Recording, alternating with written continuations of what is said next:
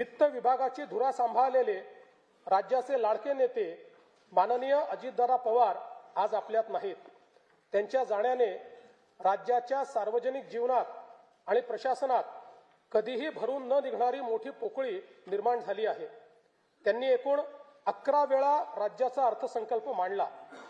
अजितदादा व अर्थसंकल्प हे नाते दृढ झाले होते.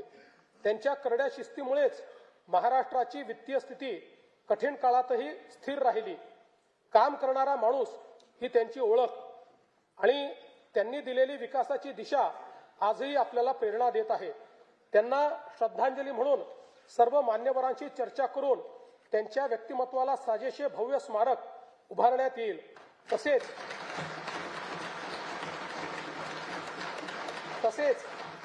त्यांच्या नावे गतिमान नागरी सेवा पुरस्कार देण्यात येईल असे मी जाहीर करतो. दिवंगत अजितदादांच्या स्मृतींना आजचा हा अर्थसंकल्प मी समर्पित करतो.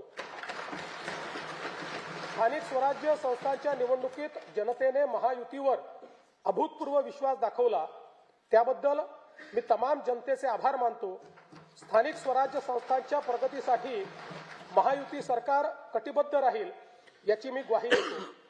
16व्या केंद्रीय वित्त आयोगाने केलेल्या शिफारसीनुसार पुढील 5 वर्षांमध्ये राज्यासाठी भरीव निधी प्राप्त होणार असून आपत्ती व्यवस्थापनासाठी केंद्र शासनाने वाढीव निधी देण्याबाबत राज्याची मागणी मान्य केली.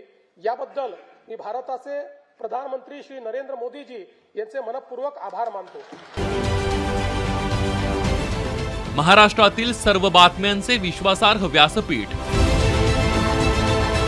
सकाळच्या सर्व सोशल मीडिया प्लॅटफॉर्मला लाईक, फॉलो आणि सबस्क्राईब करा. तसंच सर्व नोटिफिकेशनसाठी बेल आयकॉन प्रेस करायला विसरू नका.